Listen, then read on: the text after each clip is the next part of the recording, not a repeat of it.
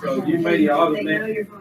As long as they think you can see this. We're going to have a VIP conference here. What's going to happen? Tables flip. Some chairs, maybe don't start talking. Is that what's going to happen? You gotta be careful. There's the guy right here. I don't have the link. That's fine. I don't have it. You're gonna give me that one. Huh? Yeah, let's go get a little freeloaders. I can give it to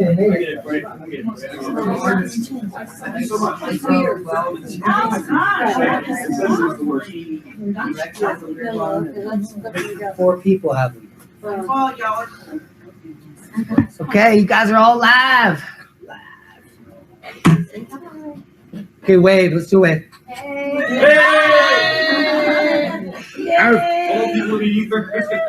Yay, I'll put it to the world. Workshop now. It's workshop. Pictures are okay. We're not going to kick anyone out right now. Man, he knew what he was doing when he was in here.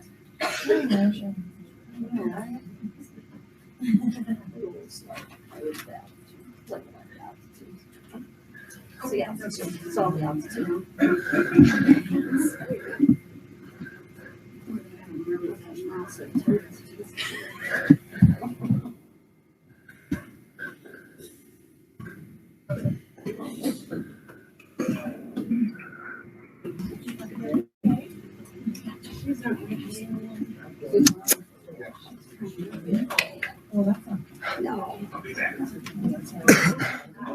You had worried last night about whether you're going to be viewed.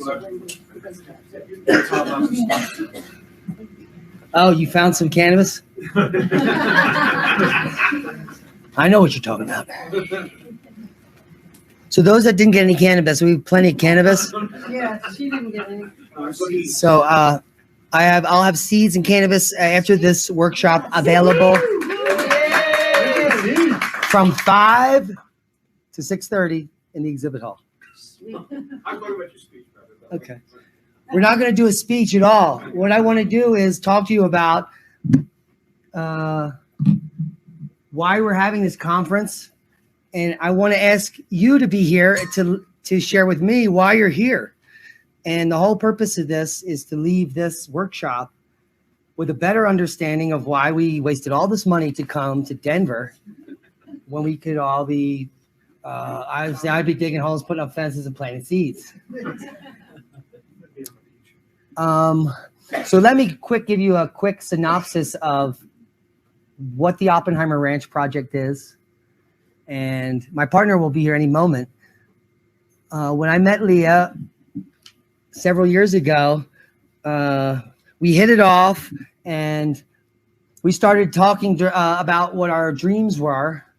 And one of her dreams was to have a homestead because her uncle was homesteading up in Vermont. He was one of the 1970s group, because I remember in my little suburb that across the street in the little, we called it Jew Hills. And I'm not against Jewish people because Leah is half Jewish. But that's what we called it. It's where all the Jewish kids lived across the street. But a lot of their houses had these weird things on the roof. We didn't know what they were on our side. We're like, what the hell are those weird things? And so that was the beginning of the first solar systems going into houses in the late 70s. And these things sucked. Like 8 panels was like 125 watts. Yeah. And then today I'm thinking, like, what the hell would that run? It really wouldn't do anything. It would give you some light, but in the houses I lived in the 70s, it wouldn't run a refrigerator unless you had 50,000 of those. So that was the beginning of sustainability back then. And her uncle bought this homestead up in Vermont, 100 acres or something. I don't know. She could tell you better. But he got into the solar panels, sustainability, food, and water. And here's Leah. So Yeah, so our uncle started this homestead, and he's still working on it right now. It is your uncle? Yeah. Yeah, so now he has more modern solar panels, and I don't know more about the project, but maybe she could help you explain it. Yeah, in the sure. middle. I don't know what you said before, but I've got this Uncle Larry. He's my dad's brother, and what an inspiration. I mean, he bought 58 acres of land up in Vermont in the 80s. I was about 5 at the time, and it was going to cost him 30 grand to run an electric line onto his house. So we said, screw that. You know, solar was massively expensive at the time, but it was still cheaper than 30 grand for a line. So he just went and did it. And he's a tinkerer. I mean, he does all kinds of stuff. He builds telescopes and boats and loves to experiment, and, you know, just kind of kept going and going with that. And he's just evolved and tweaked his solar system over time. And big fan of propane, you know, as backup heating, which probably isn't sustainable in the long run, but for now it's helpful. So pretty cool thing. It took me a while to realize that having had that experience as a kid really informed my decision to do what we're doing today. So then there was that, and then we met and we started talking. And I told her that my idea was the South San Juans. And her main need that I thought, because remember, I'm listening to her, and my interpretation of what she's saying is mine. No kidding. So what I heard was that she wanted someplace that had seasons and snow. And I was like, South San Juan, shit, 50 feet of snow, one of the most biodiverse areas above 9,000 feet on the planet. From 9,000 to 15,000 feet where we live, there are 1,000 exotic medicinal species that are nowhere on Earth. And some people live in New Mexico or Arizona that don't even have that many species. And we're just talking the high alpine region where we live. And so this was a good sell to her. And To anyone. and then we started talking about the logistics of the future of the Earth. So back then, she was helping me with the March Against Monsanto. We were well aware of the ruse in the government, the revolving door, the fact that we live in a corporatocracy, which is evolving into idiocracy. Literally, we're going to have toilets in couches. Literally. The young people I know, I walk in and they're just playing games. And they're playing games on big screen TVs, and they're playing games, and they're playing games, and they're playing games. They're staring at things. Now, I'm not going to downplay games, because I'm sure if you're going to be a military fighter or someone else, game playing would be good for murdering people. And if computers were going to continue to exist in perpetuity forever because the grid was hardened and everything was safe, well, then games would probably have a point in the future. But there is a 90% probability that in everyone's future in this room, that a catastrophic event is going to occur. And it is going to be socioeconomic. It's going to be driven by, interestingly enough, space. But the governments want you to believe that it's being driven by you so that you remain compliant. And so we were kind of sick of that. And I had been working alone in this little crack house room I was in on eBay, literally working 70 hours a week, and I was making shit tons of money because my plan was I'm going to sit in this hole until I have a pile of money to buy everything I need to just walk away. And it was an opt-out. I was going to opt out. And as I'm piling the money, I'm buying chainsaws, I'm buying shovels. What else do I need? I go to this prepping site. So I'm buying this shit that literally I'm going to leave with. And in the meantime, I had been prepping at my house in Philly, just stocking food in the basement, you know, just like as much as I can get the stockpile of this, the better, you know. So when I went over her house for the first time and I went in her basement, I was scared. Because first there's like food everywhere. And then there's like hundreds of gallons of water. Oh God, she's a crazy prepping girl. And she opens up the cannon safe and there's like AR. Precious metals. Now at this time, I'm pretty anti-gun. Yeah, so You should have heard the first argument we had about firearms. That was hilarious. Yeah, I mean, I'm under the impression, which is completely logical and factual, that you can't get hurt from a gun if you don't have one. And you also can't get in a gunfight if you don't have any guns. Yeah, but you also can't protect yourself. Yeah, but where we live, good people don't have guns. See, now where we live now, everybody has guns. Yeah. So, and it seems to be 100 times safer when everyone has guns than when you're in a liberal city where only criminals have guns, and the good people have convinced you You don't need a gun because that causes gun stuff. Now, the great irony in this, of course, is that we came from like the murder capital of the U.S. to Little Pagosa, which is pretty darn safe, and only then do we have a crazy delusional stalker after us. But anyway. Yeah, and I lived in some of the worst crack neighborhoods in the world and hung with some of the craziest people. And I did get shot at. I got shot in the face by a shotgun once, but that was not at me. I just happened to be walking down the road and someone shot a shotgun up there. Ow! That doesn't count. But it was that kind of town. There's very few stray bullets in our town, but there's constant shooting. Down at the bottom of the road where we live is all guns all the time. Boom, boom, boom, boom, boom, boom, boom, boom, boom. But everyone's shooting into a target, into a hill. And we know that because they're our neighbors, and we're like, oh, we know who's shooting. Like where I grew up, we didn't know who was shooting. We just try to like stay in between lots of walls. Or let's go to the middle of the house. You go, oh God, is that fireworks? Is it my neighbor? So we met, and we had been thinking about similar things. So then we sat down and we started to concoct a plan. And I think it was just a website. We were going to start a website and a Facebook page because I was already a social media organizer. I had organized the March Against Monsanto in Philly, and I was helping organize other marches, March Against Corruption and the Fed, anything that has to do with corruption in government, because I was pretty smart and I knew of my constitutional rights, and I went right into the city hall in Philly and I said, I want to do this, and I want to bring guns, and I want to do that.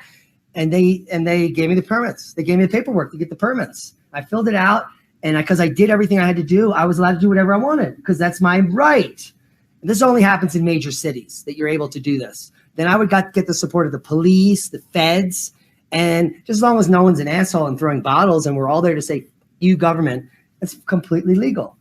Now, the problem with that is it usually attracts Antifa or other troublemakers, other things called agent provocateurs. So the purpose of heavy security today, if you were an agent provocateur, you would have gotten in that line where our friend was wanting you down, and you would have popped back and back because you'd have been alone, and then you'd have turned around and you would have never come to this event. And that was the purpose of heavy security. Also, this group we now know is all with us. So if we together will be able to point out in the future a spy, because you will pick up on it. Someone will be acting strange, sitting alone. No one will know them, and they'll be questioning you why you're here, or what the purpose of this is, because they want to switch the narrative. And if you were here in my first talk, I explained that with Flat Earth. So once there's a large group of people that are onto the ruse and we're actually following climate science and we want to know about the history of the Earth, and we're starting to pick up on the fact that they're hiding information from you, they then intervene and they try to muddy the waters again. They did it with chemtrails and contrails. As soon as we figured out that there has been geoengineering since the 40s, scientists that are trying to say that the commercial flights are not chemtrails are now the people, you don't believe in chemtrails. I'm like, no, I specifically told you every type of chemtrail. There's stratospheric aerosol radiation. I was telling there was almost 1 million flights this year in North America to cloud seed. These are planes at low elevation that you can see. But you don't see them unless you guys live near a ski resort. And you don't see them unless you live near a farm where they pay for the cloud seeding. And they're planes that you can go to cloudseeding.com or whatever. They show you where these planes take off and fly, if they have silver iodide or what's in them, who paid for them. We pay for cloud seeding in Pagosa for Wolf Creek Pass because they promise us that it produces 5% more snow. Didn't you know that? And silver iodide is poisonous to the environment. And then in the last 5 years, we've proven that hail suppression causes bigger hail. So that probably means that cloud seeding causes less snow, as far as I'm concerned. So these methodologies we're using are completely bullshit and unproven for no purpose except to muddy the waters about the truth. Someone's making a lot of money. Yeah. To create fake 5% of snow, some guy has some Cessnas. He's like, I'll spray that shit. I think the other thing you got to keep in mind too about, like things like flat Earth theory, if you even want to call it flat Earth community, like what is that? That makes no sense to me whatsoever. Because typically, from what I've seen, the 9/11 truth community has been very good critical thinkers, and they really analyze the information that's there. But there is no such critical thinking going on with flat Earth theory at all.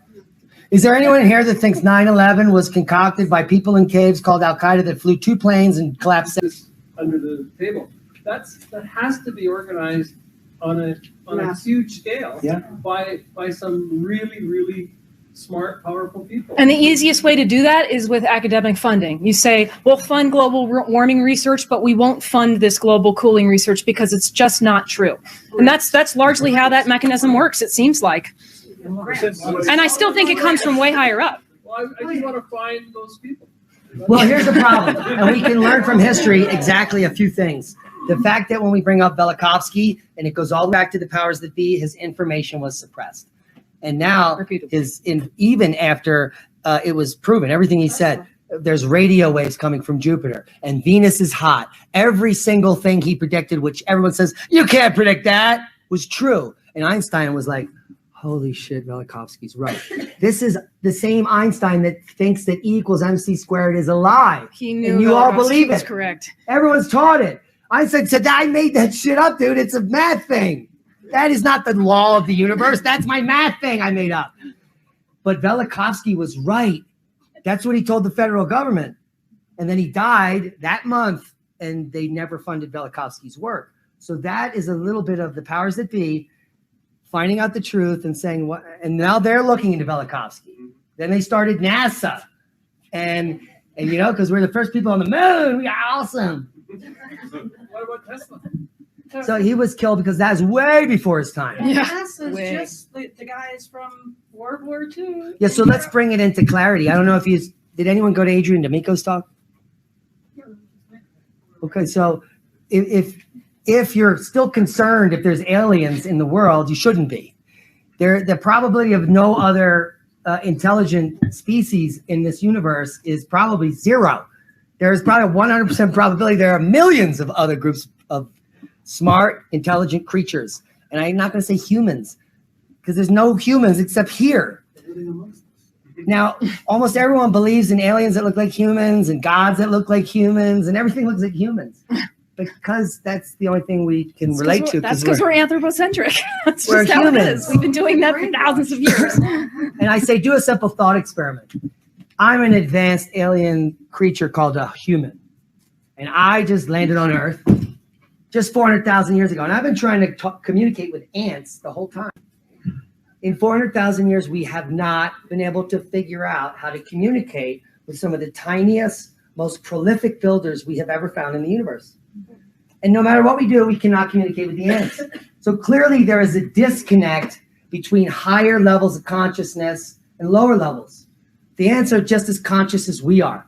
They're more productive, they're less wasteful, and other things that we can't even figure out because we cannot talk to them. So how callous are you to think that aliens are coming down, picking you up and raping your daughter up in a ship because they're that dumb that they need to come and rape you to make genetic modified aliens? That it doesn't need to happen. If there are advanced races that are on other planets coming to visit us, they would not be abducting us. And if they did, they would do it in a way that we wouldn't notice, and they would do it in a way that we got replaced and not remember it. So if there's an abduction phenomenon, which how many people believe there is? Just that many? There's a bunch of people that believe that people are being abducted. So do I. And I believe that it has to do with people actually being abducted by covert groups called the government that are pretending to be aliens, that have reverse engineered alien technology as early as the 40s. We have eyewitness testimony from top physicists that worked on the alien spacecraft, who has now come forward for 3 decades, specifically describing the same ships that we are now seeing flying in the air, which are not being flown by aliens. They're being flown by military personnel that have reverse engineered them. But they need you to believe they're aliens because it's part of the misinformation, like flat Earth is 9/11. But you just said that they're reversing alien crafts. So Yeah. But you're saying little green men don't exist. How do the little crafts The video? little green men left the ships. They didn't abduct anyone. These supposedly were found were archaeological. So say before the last mass extinction, there were people doing experiments here, and something happened, a cosmic catastrophe where they had to leave a fleet of ships. They didn't come back. They said the people down there will never know what those are. And that's what happened. They didn't care what happened when they found the ships because they're gone. You know, they live 1 billion light years away and they were here for a minute. What they died with the last extinction, we had an advanced civilization. There is Certainly an possible. unlimited group of possibilities. But our government definitely found this technology, was able to reverse engineer a portion of it or not at all, and they're just using those 9 chips. Because according to Bob Lazar, they couldn't figure it out. There was no way they could figure out that element because we'd only discovered up to element 123 and they needed a higher element. But we have in fact made element 151 in the lab in the last 5 years, which is the exact thing 30 years ago said we needed to fly the ship. The only thing we haven't done is have been able to figure out how to stabilize that element. Yeah. You know, so maybe that element was only stable because it was from another solar system where the conditions were different and maybe it could keep its stability. Or we invented the unstable version to tell you that we can't stabilize it. Possible. Right? Did you just say they invented the what? Element 151. Yeah, the other version, so we don't. And they still fly the ship around. And the aliens are abducting everyone. So that's the kind of world we live in. And there's no chance that anytime soon, do you think that they're going to be like, look, We've been joking, yeah. everyone, we're going to do a special thing on PBS. The spiritual aspects to the whole alien thing. See, I think it's spiritual. I think that these things that people these experiences are actually demonic entities. Okay, well, we can go into there, but we're not going to I'm talk just about saying. that. But I want to say this. And if you were listening, the spacecrafts that we're seeing are flown by humans. They were left here by much higher entities. If there are advanced races, they would not abduct us. They would not interfere with us. They could be occupying higher realms, which some people that have psychic abilities can hear them or listen to them. And they may not be demonic because heaven and hell and demons and Jesus and all that is anthropocenic, it's created by people. I think there's both. But people created all those concepts. So you need to get rid of religion created by people. There are 9,000 competing religions because religion is true. There are 9,000 competing religions because religion is made up. That's why there are 9,000 fairy tales, because each person has a good story. Now, the religion is based on historical information passed down. So there is information in the Bible that's true, that's historical, that's telling us of catastrophes and cataclysms. It's telling us of giants and aliens. Ezekiel saw the wheel. But we're not here to talk about religion because I think it doesn't serve a purpose when we're talking about facts and human and survival. But it does have to do with the control, because the Vatican, the largest cabal of religiosity, is raping people before your very lives and doing nothing about it. And there are millions of people that continue to go to those churches which are indoctrination rape facilities, and they donate money in that basket every day. They're like, hey, he's drunk again. Father so Mick Schneider to me. I remember my drunk, before he got fired or whatever they do, excommunicate, he's like grabbing people's asses when I was 10 and he'd smell like whiskey, like, out in front of the church when you shake hands and go away. And I never understood that. And these are the people that have indoctrinated the world to be like, well, the Pope is great. I can't wait to touch him. Like it's a fraud. The world we live in is a fraud. It's a cryptocracy, corporatocracy run by evil pricks at the highest level, hiding information from you, poisoning your food so they can make a better dollar and bribe their kids in Yale, whatever they're doing, because that means something. Do you know that every high-level job I ever had, no one asked me to see a piece of paper that I ever qualified for? No one looked at my high school diploma, my undergraduate degree. No one checked my credentials at grad school. I could have said I'm a doctor, blah, blah, blah, and make shit up. And they'd be like, wow. Has anyone ever got a resume looked at? You would send it to monster.com. So that person who looked at it isn't the person that interviewed me because they never saw it. I was just the candidate. The person hiring me was like, he has great eye contact. No, seriously, we were just talking about this the other day, right? He's the guy. The way you get a job is you stand up, you put out your hand, you say, my name is so-and-so. Right. I was told once that was exactly how I got a job when there was a hard time deciding between, you know, like Yeah. that can make or break everything. Hold on. But that's not how you survive. So we're talking about practical and personal issues here. So when we met, we had the same ideas, and then we developed the Oppenheimer Ranch Project, which is still in development. I think I'm a little early on my, I say, oh, the house will be done next year. I've been hearing and this then every we'll have year. a barn by October. Here tomorrow. Yeah, but things don't always work out the way they do. Twice as long, twice as much. But it Plan makes on it, it. makes it very Right. fun because Double it up. all the things that you got to work out to make it happen. Yeah. And you can learn from your experience. It also gets you in touch with your local community. So our last electrician lives a block away. You're doing it. Yeah. Well, and other people, you get to find out about the other people coming in to help you. And it's just going to be evolving anyway, right? How did you It's never fund really your, gonna end.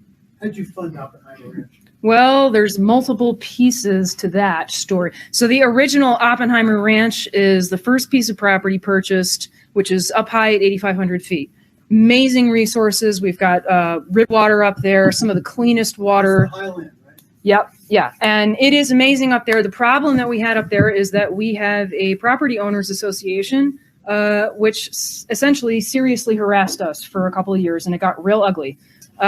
We sort of we still have that piece of land, and the solution for now is that I ended up weaseling my way onto the board of that organization, and that kind of keeps us a little peaceful, if not way more busy than I would like to be. But after about 6 months up there, between the problems, and also we had kind of a realization, there's a big difference between 8,500 feet and where we are now at 6,700 feet for winter. It's not that it was not that it was impossible to be up there during the winter, but it would mean, like plowing, like, what is it, 10 miles? It's 10 impossible. miles, 10 miles of steep, windy Forest Service road. We could easily have gotten stuck up there for 3 weeks at a time. We were just still living in a trailer, just keeping in supply of enough fuel to stay safe for the winter was going to be real difficult. So then we started going, maybe we need to look for something else for this winter. Well, that evolved into another piece of land down lower nearby, to which we've tacked on a few pieces now, similar kinds of resources. But, it's nice to have the differing resources of both places because they are somewhat different environments. And that affords us some benefits as well because we have some options. And one of our neighbors is here. Yo, Mike. Mike bought a piece of property next to us, which is awesome. And we've known Mike for quite some time now. So that's a good boon for us. So any of these projects take money, and this land costs money. And the better the land, the more money you have to pay. But we got a pretty good deal. We got a really good deal.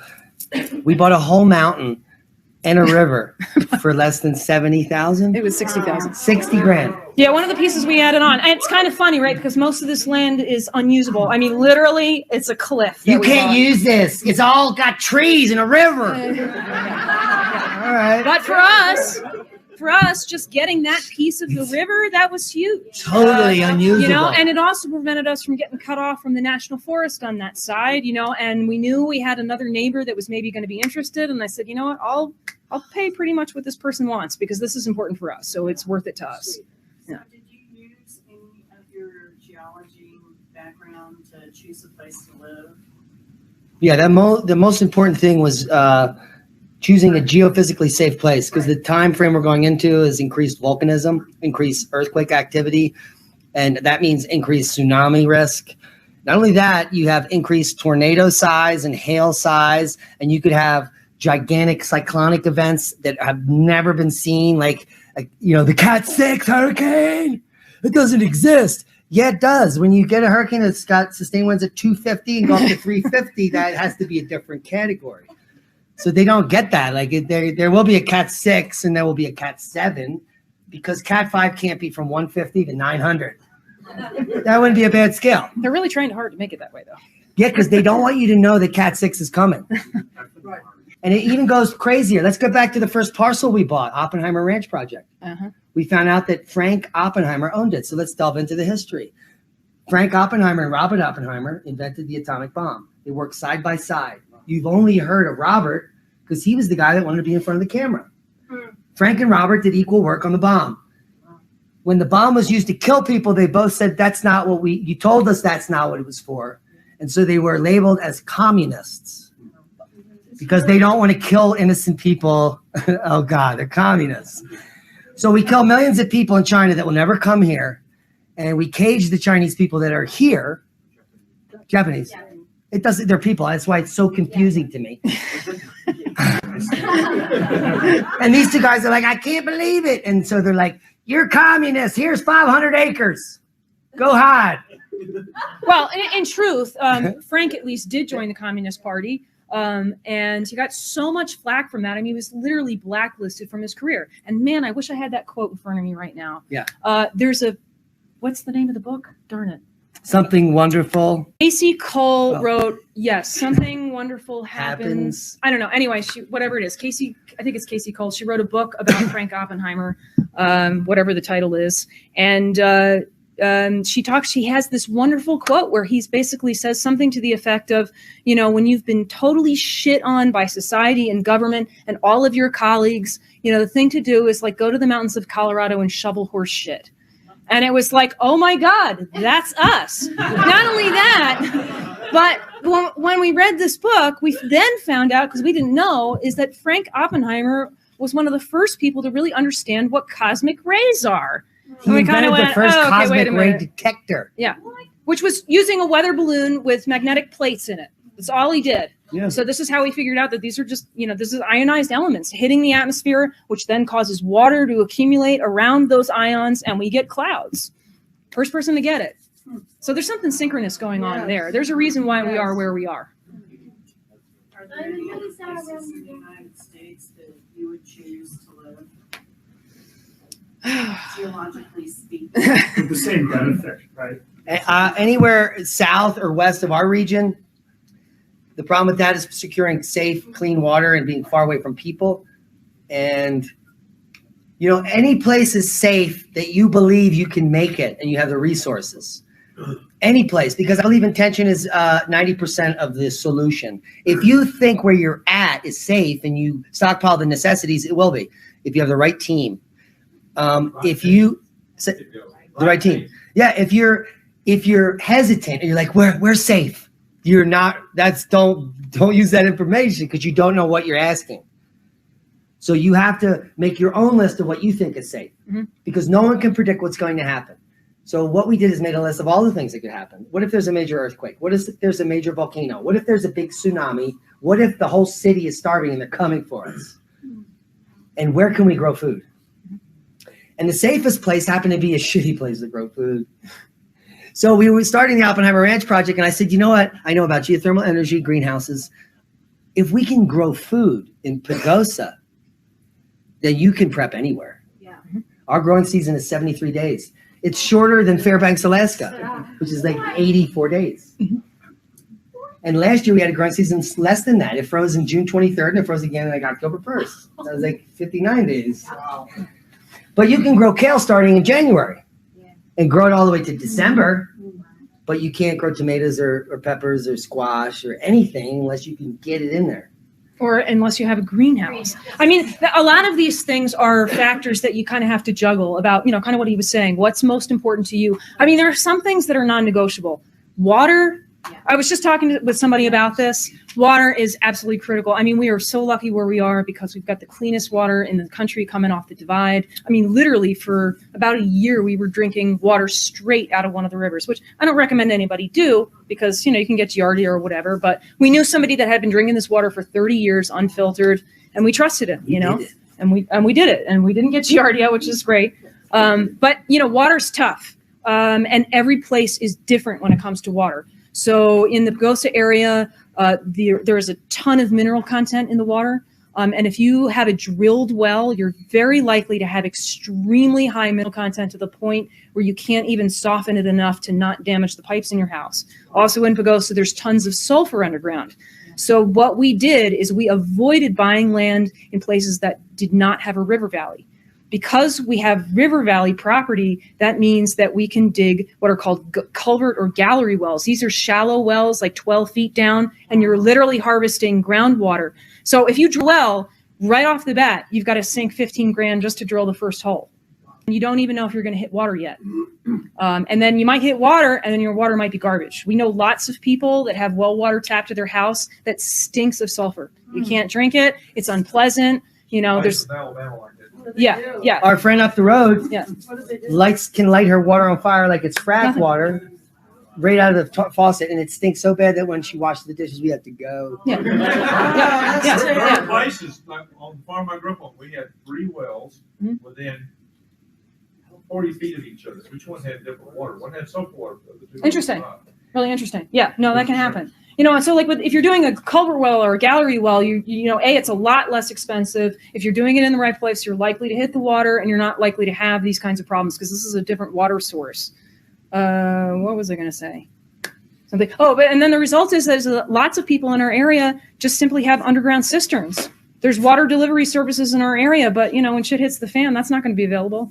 You know, so No, I feel like that's one of the most important things you can look for. In one rain event in the high desert, you could collect 30,000 gallons of water off a single roof. Yeah, you can do that too. But you're doing a earthship house, and the earthship houses are doing in Taos, Mexico, or Arizona, where they're collecting water off a portion of the roof on the backside of their house. Yeah.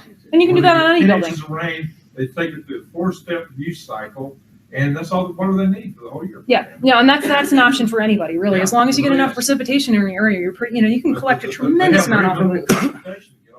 Yeah. So even a desert place with minimal precipitation is possible. I mean, think about it. But here's the problem. When we're talking about water, almost all of North America has been fracked. Almost all of the deep aquifers have been tainted. Now, they mandate that they put them below an aquiclude. So there's a solid piece of rock that they have to penetrate through to put the poisonous frac solution, or even frack at. But during a major earthquake, crustal shift, or event, that's going to crack. Not only that, 100% of all frac wells fail. They have a longevity of 50 to 70 years until they fail. So the entire North American continent is the groundwater is polluted with radioactive salt water forever. The residence time on that is tens of thousands of years. So it was very difficult for us to find a place that close to the continental divide where nothing upstream is allowed to be fracked. Our river has been preserved because it was like the federal government diverted 90% of it into Arizona and screwed all the ranchers that sued. One of the only rivers in the U.S. that is federally restored 100%. So it's one of the few stories that the American public actually won, is our valley. Some states like telling people they don't own their own rainwater. Say it again? Oh yeah. Aren't there some states that are saying you can't use the rainwater as ours?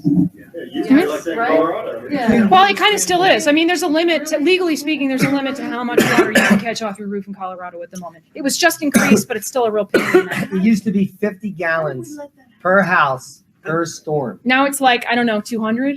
How do they regulate that? They don't. And the argument for it is that, oh, well, you're depleting the groundwater when you collect it. I'm sorry. No. If my house is taking up this square footage, do you think water is getting into the ground underneath my house? The We water have coming up- groundwater at 8 feet. It's like, no, that's nonsense. Plus, it's a drop in the bucket. I mean, it's nonsense.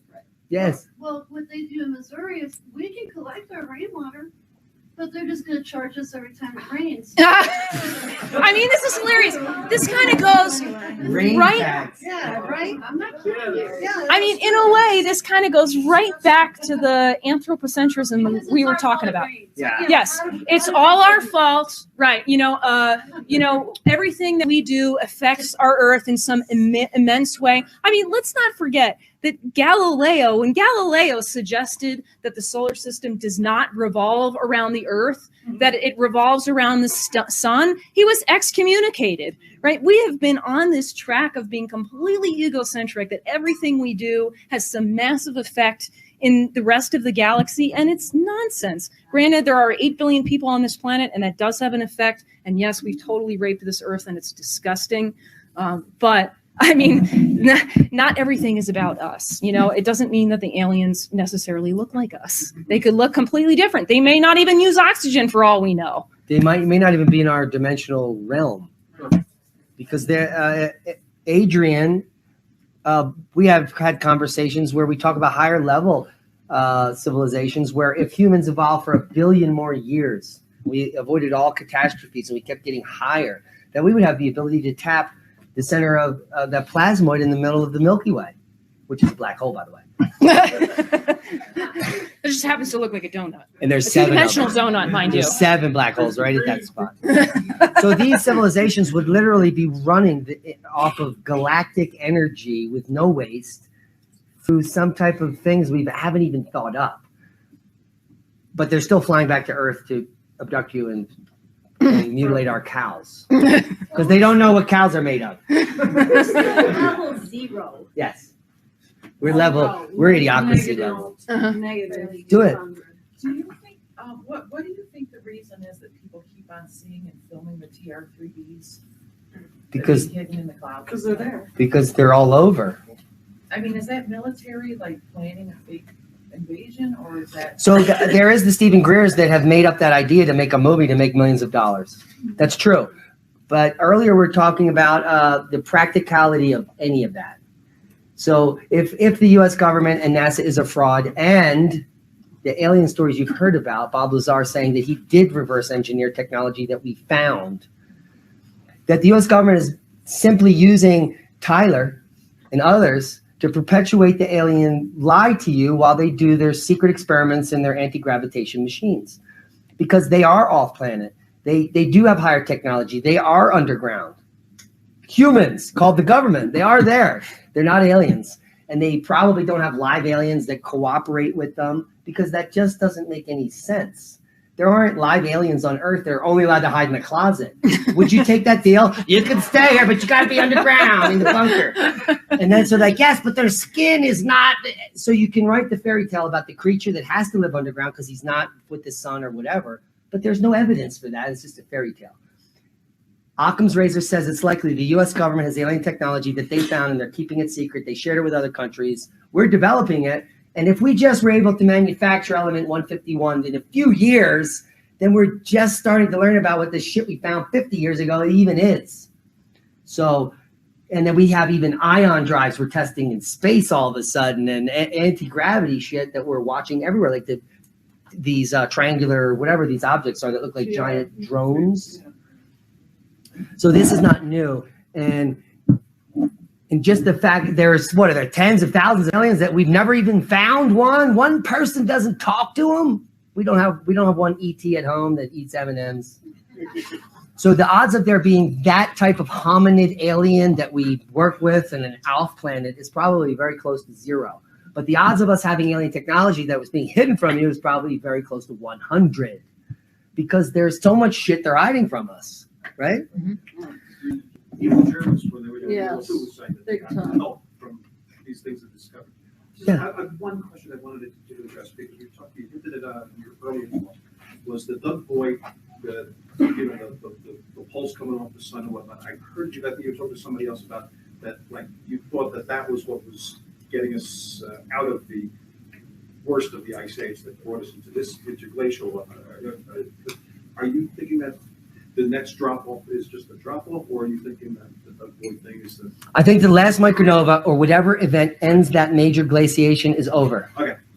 That was 11,500 years ago, caused the mass extinction, the temperature to come up 15 degrees. We don't have to worry about whatever that mechanism is for 85,000 years. What we have to worry about is the Earth going into a major glacial phase starting now. And that is what's happened the last 500,000 years on like clockwork. The grand solar minimum is such a tiny 400-year cycle. In the 26,000-year cycle, there's hundreds of grand minimas during that. It's like the wiggling of the EKG. So in our time frame in decades, humans have to worry about the climate changing just a degree, because it's going to affect our bottom line in farming. But at the same time, the magnetosphere is waning, which is when crazy things happen on Earth. It's when evolution occurs. So, and it's also where, so some of the most highest cultures, according to esoteric teachers, the people that built the pyramids, Machu Picchu, these were people that were high in culture during the peak of the ice. So let's say 26,000 years ago was maximum ice on Earth. That's when the pyramid people were doing that, which is weird. So, and if you look at the Yuga cycles, we're supposed to be going into an enlightenment period. And the enlightenment periods all occur during the maximum glacial periods. So we are the smartest and best humanity in about 60,000 years. Mm-hmm. And it's when it's the coldest and worst on Earth. And it is my conception that the more people that are connected through the spinal cord in their consciousness, the worse we are. And the less you know, the worse we can tap into that consciousness. And when we have a small group of people trying to survive on Earth that are more communal, that our spirituality swells and increases, and we're actually tapping into there's less ego, there's more third eye, there's more telepathy. And so we have no need for language at a certain point. Most people are asleep. We'll work together. Yeah, and if you go with the idea too that if you can get into the idea that on some level we all have a shared consciousness of some kind. Well, when there's 8 billion people on the planet, there is so much noise in there. So we've been talking about this a lot lately, that maybe that is what sort of keeps people dumb and distracted. There's all that noise in there. So like, how can you really, but if there's fewer people on this planet, it may be then that we really start getting smart. The majority of people that try to meditate say they can't because it's too loud, and therefore they don't meditate. Then they try again. They say, oh, no, I can't meditate. It's too loud. And then I tell them, no, it's how it starts every time you meditate. And it's because there's 8 billion people that also don't know how to meditate. So you're hearing the noise in their head, which is them going, I will never meditate. I'm a slave. It's like a hive mind of insects that are going to work and just existing. Because it's easy to meditate on like global meditation days. If you've never tried to meditate, try to meditate on a global meditation day. Turn Much on easier. Global meditation channel, because there's 1 million people now actually meditating, and you'll close your eyes and be like, it's a little quieter. Maybe I can meditate. But the more you close your eyes and sit silent, like the Alan Watts I played in the beginning of the show, the only way you can smooth running water is to wait, right? It calms down when you wait. So if you close your eyes and it's loud, do it as long as you can till it pisses you off. And then tomorrow, do it again, and you'll be able to go further. If you can only sit with your eyes closed and breathe for a minute, then you win. Tomorrow, it'll be 2. Then it'll be 5. It is about practice. Yeah, and then you'll be stretching at night and doing before you go to bed, because we've lost the old ways. If you learn about something called the 5 Tibetan rites, which is also called the Fountain of Youth, these are esoteric teachings that are calisthenics with yoga that are supposed to activate your chakras. And so when you do it, like the first one is spinning. So you have to learn how to spin, and you have to spin clockwise. So you start by spinning 7 times every morning, and then you increase it to 14, then you increase it to 21. You don't increase the number if you get dizzy, because the purpose of you spinning is to start to get your electromagnetic servo corrected for the earth at that moment, so that you don't take in negative energy, so that you don't get sick, so that you don't get cancer, so that your immune system is in stasis. You start with the energetic centers of your body by spinning. Wow. How many of you have ever been dizzy because you're so focused on work and doing shit that you don't have exercise, you've eaten crappy, and you're trying to just walk and you're not walking well? I always find myself like that. I was like, I remember that when I was drunk but doing that, but now I'm like walking, I'm like, why can't I walk? It's because I'm off balance. I'm imbalanced, and spinning keeps you in balance. To me, the proof that this works is I grew up being trained as a dancer. And so I learned what is called spotting, right? When you dance, you pick a spot on the wall and you turn and you keep your head going forward, right? This keeps you from getting dizzy, ideally.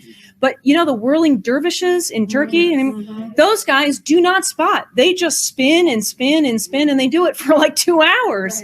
And so there's got to be something to that, Yeah. It's a trance state. So it literally eliminates all the negative influences of the lie. You can literally sicken yourself and get cancer by the lie. You can literally make yourself get sick. You can literally heal yourself. The placebo effect is simply the Jesus effect. Jesus was able not to tap God, because you are God. He was able to convince you that you could heal yourself through him. But he wasn't healing you. You were healing you. We can all heal ourselves because we all have the same energy as every other single human. But our energetic signatures are all unique and all purposefully sickened by this society that we live in. The food that you eat, it starts with fluoride. If you think they're spraying poison in planes, they don't need to. They just put it in the water starting in the 40s. And now they don't even use sodium fluoride. They use some other crap that's from the gypsum industry that's totally poisonous. It's like worse than actual fluoride. It's fluoride times 10. And then ask any dentist, does fluoride whiten teeth? No. Does fluoride harden teeth? No. Is this very Do we put fluoride in our children's mouths? Yes. Well, there's even a thing that's called where people get their teeth messed up from fluoride. Yeah, fluoridosis. It's like straight teeth. So, I mean, quit using fluoride to clean teeth. When I was a kid, you could opt for the non-fluoride treatment. It was 5 times as much money. And it tasted 10 times crappier. It didn't even taste like mint. It was like, you're like, ah! And you hate And your it's mother. been pushed on people. I mean, my mother, bless her soul, she's now passed, but she totally objected to these fluoride treatments. So every time I went to this as a kid, she'd say, do not give my daughters fluoride. Do not give it to them. Do not give it to them. And then she would pull me aside and go, they're going to try to give it to you anyway. So make sure you say no. Every single time they did. And I go, my mommy says, no, I can't have that. You know, but it's just like the fact that you have to fight. It's like, why is that happening? We used to have fluoride pills that you gave to kids. I know, I used to get them. They would tell you on your teeth how much more fluoride you need to eat because you didn't brush right. Yeah, that's sick. So we live in a sick world where you're poisoned. There has been internal tapes from Monsanto and companies like that where they actually poison whole cities. They get the people down, they make a decision. Should we poison 10,000 people? It'll save us 80 grand. And they say, yeah. Because the litigation afterwards will make $8 billion, and that can't cost that much to litigate. Except the one lawsuit recently, Monsanto has to pay out $2 billion for one case. Progress. Which is great because Monsanto is already gone, and Bear will make some kind of negotiation with the country. Who knows? So we have just a few minutes left. 10 minutes. Any other questions? My only other question. I've been waiting like 2 years. Well, get it out. It's really not that good. It's something I just don't get. And I know you've talked about it in a lot of your videos, but can you just please explain in really layman's terms the whole Z-pinch thing? Yeah. What? Z-pinch. Z-pinch. So if you watch some cool videos on water on YouTube, water flows best in a spiral. And in fact, all liquids tend to form a vortex. The same thing happens in plasmas, because plasmas in space act as liquids. And the energetic tendency of these plasma streams is to get vortical. So they start spinning. And then this vortex is what was coined a Birkeland current. Ball lightning, it is a vortex. Ball lightning. Documentary on that. Yeah, that's a closed vortex. Closed vortex. It's like an atomic particle almost. Macroscope. But these Birkeland currents connect objects. So when we have these giant objects of mass in a vacuum space, they're connected by electricity. And many people predicted that Earth is connected to the sun, is connected to and we're all connected. And sure enough, as Voyager just recently left these, what is it called? The plasma sheath, the solar sheath? Like we're outside of our solar system. Heliopause. The heliopause. Thank you. The first thing it saw was the Birkeland current leading away into space. And everyone over there was like, oh, yeah, you're right. Those electric universe people, man. What the hell is that thing? There's something going there. So there's an umbilical cord from Earth that goes out, but we don't know where it goes. We just watch it go out.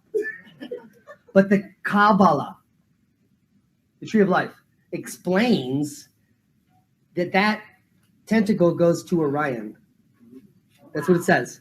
This is what I mean. Really? Please keep going with it. So anyway, you have an electrical cord now from Earth to Orion. Let's say this is hypothetical. Is this star to star, you think, or is it? Yeah, every level. There is a connection of a Birkeland current at every scale. If you Google or look up in the Webster's plasma scaling, you start with an atom that has things spinning around it, then you can scale it up to a solar system. Then you can scale it up to a Milky Way. It's all the same thing. Yes. You can scale it up to the universe. Then you can scale it up to something we haven't seen yet called the superverse, which has millions of universes going. And then there's something else called the, I need to be a giant to get that big. You know what I mean? So it goes to every level and every micro level. And then when we spend billions on colliders and they hit shit together, even those particles are doing it. Because there's no dark matter, there's no dark energy. They're just simply funding the rest of their life until they die. Because if all those physicists said, yeah, there's no dark matter, they're all fired, there's nothing for them to do. That is their entire life. Then they'd have to write a book. So that's the electric universe you talk about. Yeah. It's the electric universe. So these Birkeland currents are everywhere. The major ones that go long distances from galaxy to galaxy can tend to collapse, and it's unexplained why. Can you give us a good idea why the pinch occurs? It's random. It's at the residence points. Probably a phenomenologist based on onto a collapse. Yeah. So if you take a vein, along enough vein, there's going to be thinner areas and areas where shit Stretched collects. out, there's less to sustain it, maybe. Well, and if you imagine that the entire universe is one big electric circuit, right, where all of the, so even that gravity, the idea of gravity can be explained by electromagnetics, those forces. So somewhere along the way, there's going to be a variable that's going to cause, a circuit to break down over here and maybe reform over here. But the beauty of the Z-pinch is where everything comes from. So electricity is flowing everywhere, like a neural network in the universe. And then some reason this vortex collapses and touches. There's a mistake. And then you have a creation. The light comes that you can, then there was light. Then you have the star. And then the star that's created on that pinch starts emanating energy, Doug Vogt information flowing out of the star. All that ever was, the information ever exists in the universe flows out of the pinch there. And it includes every atom. Whatever pinch dynamics that's occurring at that point creates the atomic element table of that pinch. And so when we went to our star, I was like, the star doesn't make water, the star don't make shit, it's helium. Guess what it does? Our star and the solar wind makes every element on our table, which is why we're made of it, which is why our planets are made of the elements in our solar system. And if we find objects in solar systems that are odd, that don't match our table, they probably didn't come from here. So there's a good way to think of it. But a Z-pinch probably creates all the elements at that point, and the conditions at that pinch creates the solar system around the pinch. And that's just basically the whole concept on how everything is created. Everything is infinite, eternally created by these electrical circuits that break apart and reconnect, and they pinch sometimes and form systems. And at the scale of time that this occurs, we're talking billions of years for a pinch and a system to come and then go. So to say that it's a very interesting concept. And the reason it works better than anything we've been taught is because there's nothing left out. We don't need dark energy to explain 90% of shit. But you have to live in an infinite universe that has always been here, which means that the shit that you think you know now is so wrong. Right. This has been here forever. Mm-hmm. And so all the ideas of reincarnation are probably true. We are recycled, energetic entities that happen to be humans. And maybe we keep coming back as humans, or maybe we come back as other entities. But if we're all energetic, electric creatures, when we die, we go in the Berkeley current. That's the trip to heaven. That's pretty awesome. And maybe when you're in the Berkeley current, you come by the first Z-pinch, and that is like your God or let there be light, because you're actually moving through the universe. But that would be my take on it. Do you have the beauty of some of these ideas is, like, in particular, I think the scalability that we've been talking about. Everything that's happening at the atomic level is happening in a similar way on a macroscopic level. My background, my collegiate background, is in philosophy of science, which I can explain to you what that is if you really want to know another time. But and with that, I specialized in physics. And the thing that really always drove me nuts is that you've got a different set of rules to explain what is happening on the quantum level, what is happening at the universal level. None of us, the languages are totally different. I mean, when I pick up my old quantum mechanics book, I mean, it's literally in another language, and I can't remember that to this day anymore. But none of it works together. So you got all of this science with specialists. I'm working in this, pseudoscientists. I'm working in this little field over here. This is all I know. I don't want to hear about anything else, and then you got this, and none of these people actually talk to each other. Well, if they did, maybe, huh? It's called stovepipe. Yeah. The fact that it's been so difficult, that science has long given up the idea of kind of having a much more universal explanation for how our universe works. That's bothered me forever. And it wasn't until we learned about electric universe theory that the light bulb went off, because that is really where you get a model of how something works, and what do you know? You can apply it in 200 other places. And that tells me we're totally on the right track. And let's get into the spiritual entity aspect real quick, and I'll just give you my experience. So right at the time when my brain function started to recapitulate the paleoclimatology from decades ago when we met. We're starting to get into a So we didn't mean decades ago. No, I'm saying decades ago I was in academia. When we met, we started talking about paleoclimatology. So I was teaching her what I knew, and we were talking about electric universe. And that's really how we got into it. But I started to meditate for the first time in a very long time. And I started to delve into the spiritual realms. I would go outside, I would look up, I would stare at the stars, I would ask for guidance or whatever it is. Just being honest, not asking God. You can call him God, but mine's a spaghetti monster or something. And sometimes she's hot. But that way I don't get in trouble because it's God.